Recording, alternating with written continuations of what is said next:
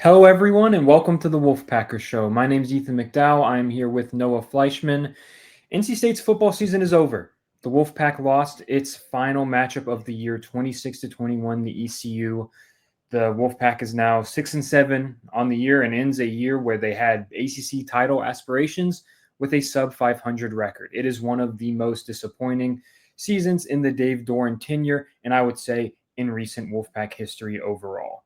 The Pack overcame a 13-point fourth quarter deficit to fall just short after giving up an 86-yard winning touchdown rush in the final minutes of the game.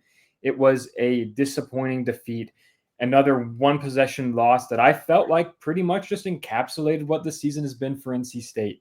Noah and I are both here to break down everything to do with that game. But before we get into it, just want to mention we're both reporters for the Wolfpacker.com. That is NC State's site on the On3 network, the fastest growing college football, basketball recruiting site out there. Go check it out. You can join right now for only $1. That gets you your first week of access. Encourage you all to check it out. I know football season's over, but basketball season's in full swing, and portal's still going on. Noah just dropped a portal scoop yesterday about a visitor coming to campus this week. There will be multiple transfers on campus this week. And that's going to be worth paying attention to because, as we all saw last night, there are roles that need to be filled for next year. So the Pack will be active in the portal over the next week, and the best place to find the info on that is thewolfpacker.com. All right, Noah, let's dive into our thoughts and takeaways from this bowl game. This is my third season on the beat, Noah. NC State has yet to win a bowl game. The Pack is 0-5 in its last 5 postseason matchups. And now, of course, most recently, a group of 5 loss in the Military Bowl. Noah, wanted to get your thoughts on this game. You were in Annapolis. You covered this one in a rainy night in Maryland. What'd you think of NC State's season-ending loss? Yeah, it's what we've seen for most of the year. Slow start. NC State wakes up in the fourth quarter, and it's a little bit too late. That is what it is. When you look at, East Carolina was able to score on its first 4 possessions. NC State, meanwhile, scored on one of its first 4 possessions before it got rolling in the second half. Really, the fourth quarters, probably their best play outside of the one run to win the game for East Carolina. Yeah, just one of those things that NC State puts itself in the hole too often and can't climb out of it all the way. And that's what we saw against the Pirates. They went touchdown, field goal, touchdown on their first 4 drives, which all of them were 10 or more plays. All of them went 3 of the 4 went at least 70 yards. So yeah, defense just did not look great. And that's what happens when you lose 26-21 to a team that NC State views themselves being above. But honestly, Ethan, it looked like East Carolina wanted it more, especially in the first half. Yeah, I mean, I think it's pretty clear that NC State does view their program as a step above East Carolina. And in theory, the Pack should be multiple steps above East Carolina as a program, but they certainly weren't on the field this weekend. Absolutely not. Like you said, East Carolina came to play, man, and they had a good game plan, especially offensively. Man, I'll tell you what, they can move that ball. They play up tempo. They are, keep once they get a defense on its heels, it keeps that unit that way because they play so fast and they ran the ball incredibly effectively. No, they racked up 326 rushing yards on the Pack. That is not good. I don't care. I know Davin Van was missing this game, and yes, he is the heart and soul and best player overall in this defense. Yes, Brandon Cisse, your best cornerback, was not playing in this game, but that shouldn't matter. You should be able to hold ECU under 300 yards rushing still, regardless of who on your roster is in the game and not in the game. The defensive performance was the mystifying one for me because, as inconsistent as this unit has been, I mean, this was their worst game of the year, I thought. They just couldn't stop the ECU rushing attack. Looked completely unprepared for the quarterback running game, which was kind of a storyline of this season. Even when there was quarterbacks that didn't have that impressive of rushing totals coming into the matchup, Like, what was it? Georgia Tech, that was a big example as well. There's at least one other example I'm forgetting, but like with the lanes that were there, like when you're on third and long and the middle of the field is wide open, shoot, Noah, you could have ran through some of those lanes and picked up a first down, right? Like the defensive performance just completely was just super disappointing, I thought. Yeah, it was just the story of the year where you're playing a team where the quarterback's not supposed to hurt them on the ground. They do. Yeah, Aaron Philo did that for Georgia Tech on that game-winning drive a couple weeks ago. This week, Caden Hauser, who is not a running quarterback at all. He's only had, I think, 2 or 3 games above 20 yards rushing for an entire game. Ethan, he had 84 yards on the ground, 6.5 yards per carry, 2 rushing touchdowns. He had some really good plays. And you'd be talking about it. Rajay Harris, 17 carries, 220 yards, a touchdown. The first player to go over 200 yards on the ground against NC State since A.J. Dillon did it for Boston College during that 2019 season that was from, Missouri. So, I mean, it's not great when people are topping numbers or matching numbers, at least from that 2019 season, being one of the worst in NC State history. But yeah, overall, the run defense just didn't show up. People were missing tackles, missed run fits on the linebacking group. It just was an ugly game when it comes to run defense. Pass defense, it was better. I mean, Caden Hauser, 147 yards through the air, 2 interceptions, both to Tamarcus Cooley, which looked like that was going to be the difference in the game. NC State could, win the game. But run defense is what hurt itself when the pass defense pretty much showed up, even without their top corner in Brandon Cisse. Devon Marshall played really, really well, was targeted twice the entire game. So he was stepped up in Brandon Cisse's absence. Yeah, and I was more concerned about the passing defense once you see that you're missing your best cover corner in Cisse and then also your best pass rusher by far in Davin Van. But they held up pretty well in that area. They tried to go at Tamarcus Cooley, which I don't really understand why teams are still doing that. It's pretty clear he is a very, very good defensive back who is going to win the opportunities he has to make a play on the ball. He also tied the team lead with 9 tackles as well, tied with Sean Brown there. So really good performance for him. And I thought the secondary as a whole played well. I thought Bishop Fitzgerald made some really good plays in the secondary, especially as a tackler too. But it just all fell apart at a few moments, man. And I mean, that 86-yard run at the end of the game was just a prime example of that.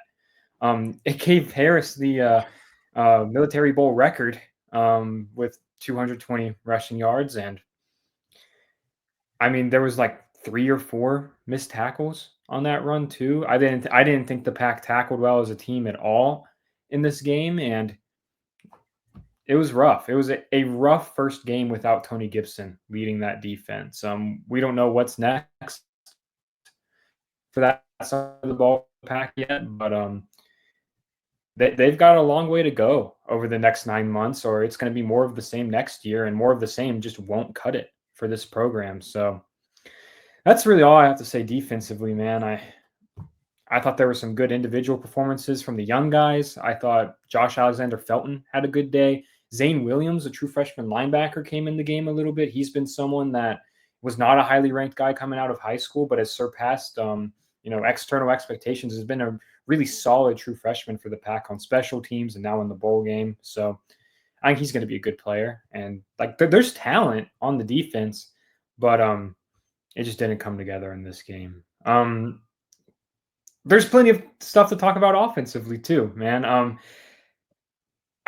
I don't have the stat in front of me by any stretch of the imagination, but NC State racked up 428 yards offensively and came away with 21 total points. That's not great. The Wolfpack had 4 drives that finished in ECU territory and with 0 points to show for it. Again, that's not great. Possessions were at a premium early in this game, right, Noah? Both teams possessed the ball 3 times in the first half. Like, these were long clock-eating drives. And the Pack moved the ball well until it got in ECU territory and just couldn't convert. It messed up on a 4th and short, missed a short field goal. And that's how you dig yourself into a 10-0 hole. And then you spend the rest of the game trying to claw yourself out of that. What were your takeaways offensively, Noah? Because I just mentioned a few standout performances defensively. there were definitely some impressive offensive performances individually in this game. Yeah, the offensive side of the ball is an interesting one because NC State showed they could move the ball, especially the first 3 drives. 10 plays, 11 plays, 50 yards, 72 yards, 78 yards, all 5 minutes or longer in the game. They dominated possession in in the first 3 drives, which was basically the first half because both teams had long Yeah, drives every yeah. time. Each team had 3 drives in the first half. But yeah, it was one of the most mind-boggling things because we look at what life is going to look like without Kevin Concepcion, right? This is the first game without him. And he's a guy who generates a ton of targets. And so we say, where do those targets go? We assume Justin Jolie because he's the second leading targeted player on the team. Ethan, he didn't have a target until the 5 minute. I need to pull up the exact number. He wasn't targeted until there was 5:37 left in the third quarter, which was a screen for 3 yards in the middle of like 4 defenders and didn't go anywhere. Ethan, their best receiver on the field wasn't even targeted in the first half. Yes, ECU was bracketing him in coverage, but there's ways to get him open. He's a tight end. He's a guy who has, a knack for finding space. He can make contested catches too. So that thing, really messed with my mind. And then Hollywood Smothers didn't touch the ball in the third quarter, and he had a team high 181 yards of total offense by the end of the game. Two things that I just was really confused about. I'm right there with you, man. I truly do not understand it. I thought the same as you. Without having to, funnel the ball to KC, I figured there'd be a little bit of funneling to Justin Jolie, and we did not see that. He had one drive where he had 2 catches for most of his 41 yards, 38 of those 41 yards, and caught a touchdown and showed that he is dynamic and he is one of the most talented tight ends in the ACC. But the Pack just did not use him. Now, I might have to go back and watch the game to see if ECU was just scheming up to take away Jolie. That's possible, but man, you got to find ways to get him the ball. He is your best receiver. I did like that they got the ball to Noah Rogers more. He had 5 targets and 5 catches, 59 yards, and was good. He was really good in this game. Wesley Grimes had a few grabs. 8 total receivers caught a pass in this game. That includes 2 running backs as well. But dude, the thing that really caught me, just confused me, was Hollywood Smothers' usage. He racks up over 80 rushing yards in the first half, right? Really, really good half for him. Then you just don't see him in the third quarter. He didn't record a carry or a reception. I don't remember seeing him on the field. I'm not sure he played a snap in that third quarter. So that just doesn't make sense, Noah. And I know you have 3 talented running backs, 3 running backs that I like. But when you have someone just on a hot streak, someone who is clearly your best running back that night, I don't see why he's coming off the field. And unless he needed to, but I mean, someone asked about it post game, asked if he was hurt, and Dave Doran said no. So I don't get it, man. Not only did Dave Doran say no, he basically asked, why are you asking me that question? So I don't think he was aware that Hollywood Smothers didn't get a touch in the third quarter, which it is what it is when you look back at it now, right? But it's one of those things that's really mind-boggling. In a quarter that NC State was outscored 7-0, a quarter that they really could have used their advantage. Ethan, their third quarter, they had technically a drive and a half because the second drive went into the fourth quarter with a touchdown. But, they had a 7-play, 29-yard, 5-minute 19 drive. Then did a punt in the third quarter because East Carolina opens the third quarter with a 12-play, 75-yard drive, takes a lot of clock off. So, and then it had another long drive before they punted in the third quarter. So, yeah, it's just one of those things. It's like you don't understand it, but it is what it is now. Obviously, NC State will hopefully address that in the offseason, knowing that your best player on the game. Most teams, when they have running back by committee, like NC State does, they ride a hot hand. Whoever's hot, they'll just keep feeding them. And what we saw yesterday, it kind of showed that a little bit, right? Hollywood Smothers would break off a big run, another run the next play. We were kind of guessing, right? You'd get a 22-yard run. What's next? A 1-yard run, get sniffed out. But yeah, it was one of those things where it's really, really weird that we didn't see him at all. Considering not only is he their best back, he's one of their most elusive, people in space, period. You get him a screen, he'll go for a touchdown. That's what he did on that double reverse pass. It's kind of one of those things. It's you know mind-boggling to see that you didn't even get a screen or any look just to kind of try to get the offense going on a drive that didn't go well. I mean, he's the best player on the offense now. I think that's pretty Yeah. clear. As long as he's in Raleigh, I think that'll be the case. He's really freaking good, and I think he's just going to get better. He bulks up a little bit in the off season, and then he's probably an every down back and someone that has all ACC potential in his career without a doubt, in my opinion. Um, yeah, you mentioned he's a good receiver. He's definitely a good receiver. He had 2 catches for 42 yards, the second most on the team, including that just just strange trick play that works perfectly. A reverse into a flea flicker into a halfback screen that the offensive line blocked extremely well for, and he gets to the end zone for the go-ahead touchdown at the time. It was one of the most elaborate trick plays I've seen. But yeah, that's a good example. You just have to get Hollywood the ball in space, and I'm sure that's going to be an emphasis this offseason is how many ways can we get Hollywood the ball in space, and let him cook, because the duo of him and CJ Bailey, I know 6-7 is not going to feel good to any state fans. Then most of the season did not feel good, but there is solace in the fact that you do have 2 future stars in your backfield. I thought CJ was very, very good in this game once again. Just continues to make strides and show progress, and finished 19 for 26, 230 yards, 3 touchdowns, and what was his worst moment and Hollywood's worst moment. The only interception of the game was a ball on the final drive that deflected off of Hollywood's hands and into the hands of an ECU defender, sealing the game. Otherwise, though, I thought he was good. Was making good decisions for the most part. Did a good job finding receivers. I thought his touchdown pass to Joe Lee was awesome.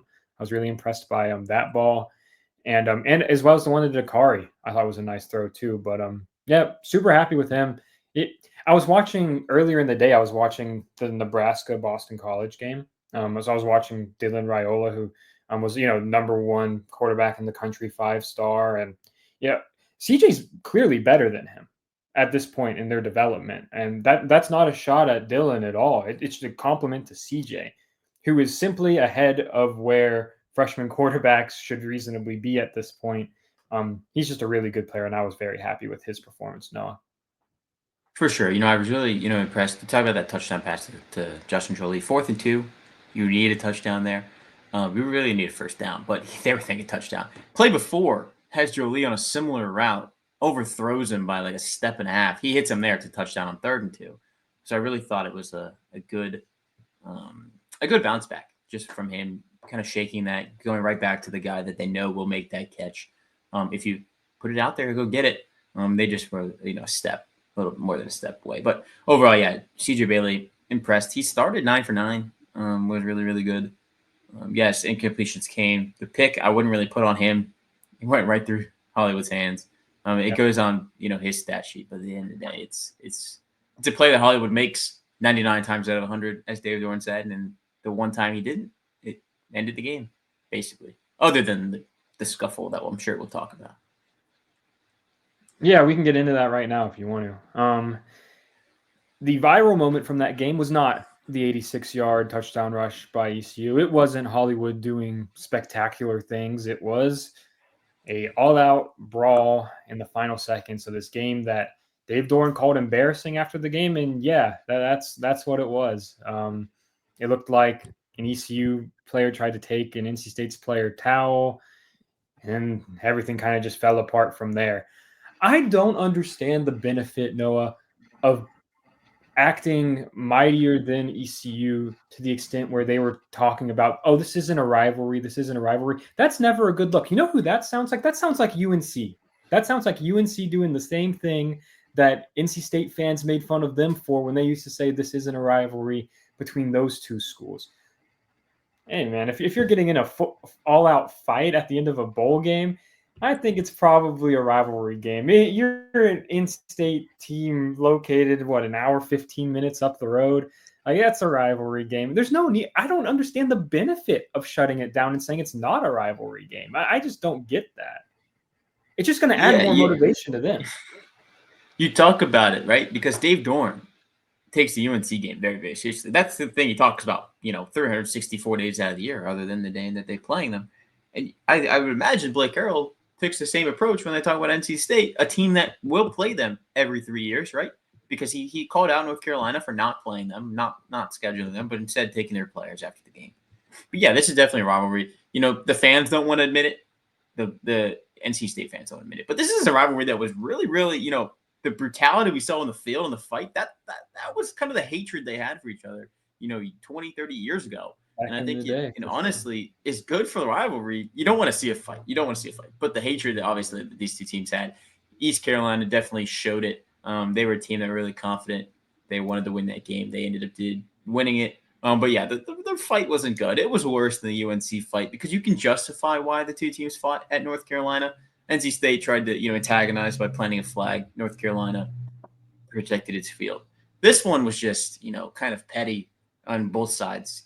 A player stealing Tamarcus Cooley's towel. He goes after him to go get the towel back. Just walk away. Be the bigger man, right? Just let them celebrate and look that way. But it is what it is. It started an all-out brawl. Tons of punches were being thrown.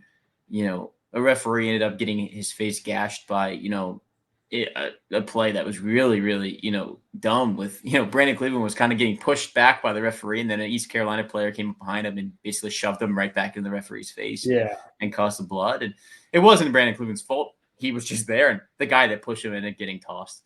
But yeah, it's one of those things that, it's really, really disappointing way to end the game. Especially the game that was really good in the fourth quarter, back and forth, both teams playing really good football, and that happens.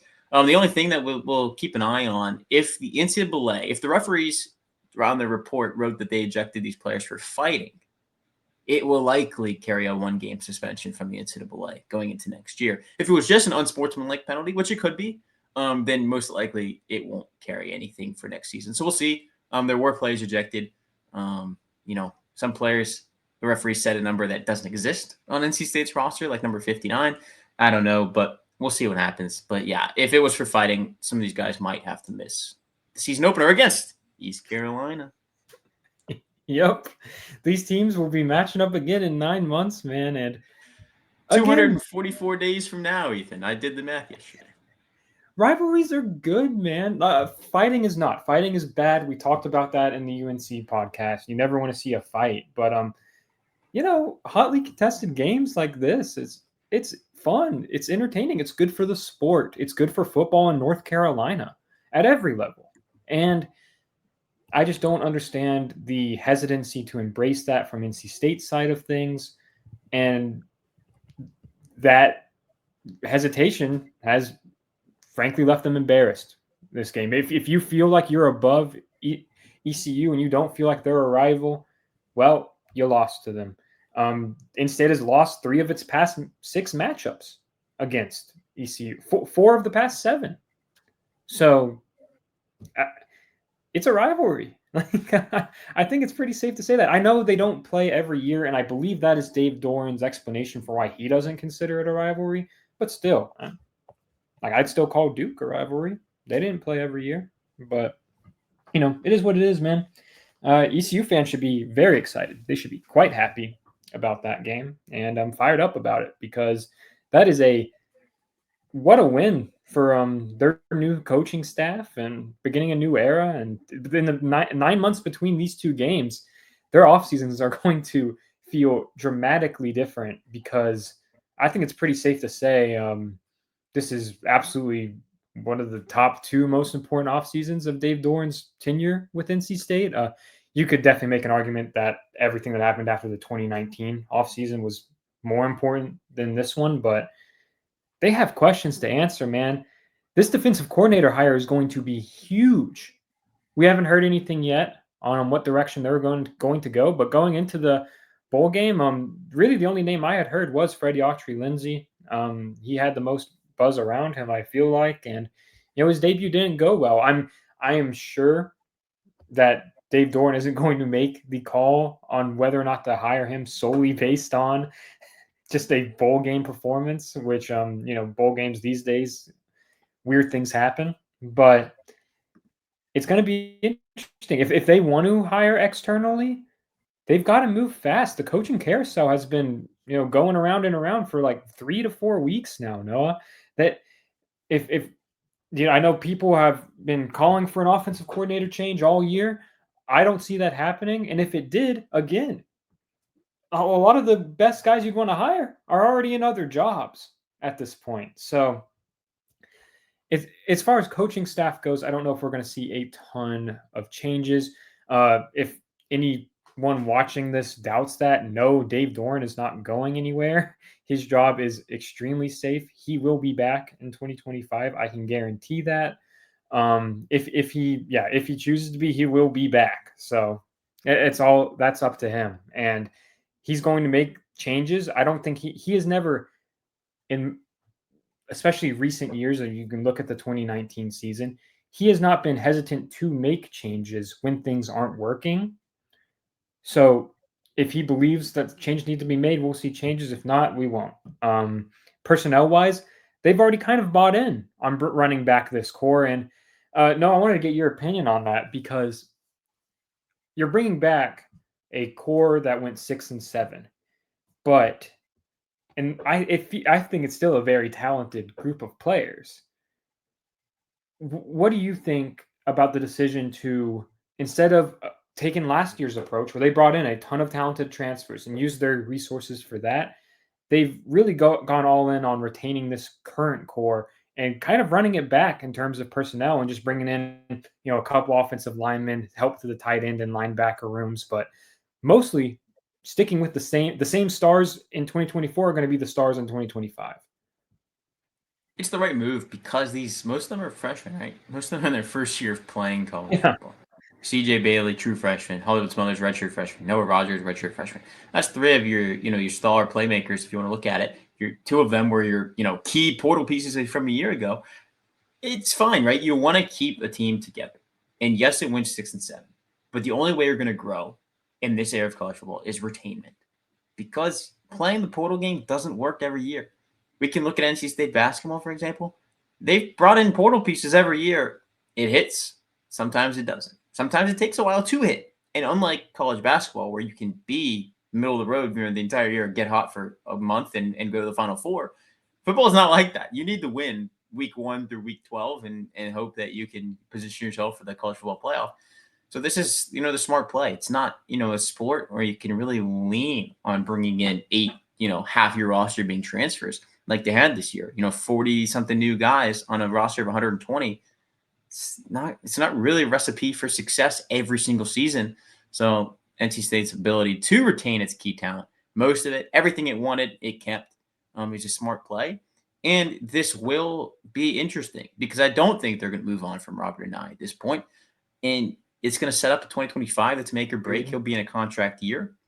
And NC State has the pieces to build around for the entire offseason. So this will be, you could see a lot of change, not on the coaching staff, but in the way that they use these players. And I think that is more exciting right now, just because there's not a lot of moves they can make right now on the staff that is going to make a significant impact. But they can make moves in the way the staff works and the way the staff operates on the field. And that could make a big impact in 2025.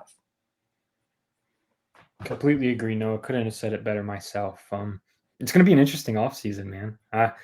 And I don't know how many of those changes are going to be visible to us or visible to the fan base, because like you said, I think it's going to be changes in how the folks inside the Murphy Center operate.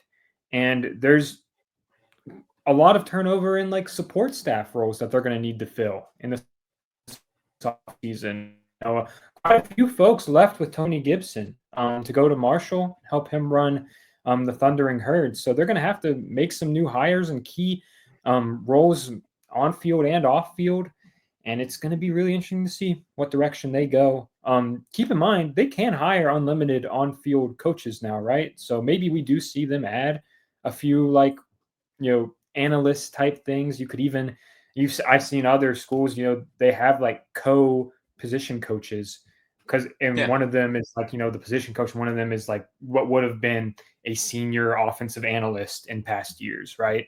So maybe we see them try that. I think getting some, diversity of thought could be good for the future of the Wolfpack. Maybe we see them look that way. And I think a compliment to Doran is I don't think he has hesitated to do that in the past. So we'll see what direction they go. It's going to be interesting. The best place to follow along with all of that is going to be thewolfpacker.com. So I encourage you all to go check it out. Again, it's only $1. You can get all of this on transfer portal stuff this week at a minimum. So encourage you all to go check out thewolfpacker.com.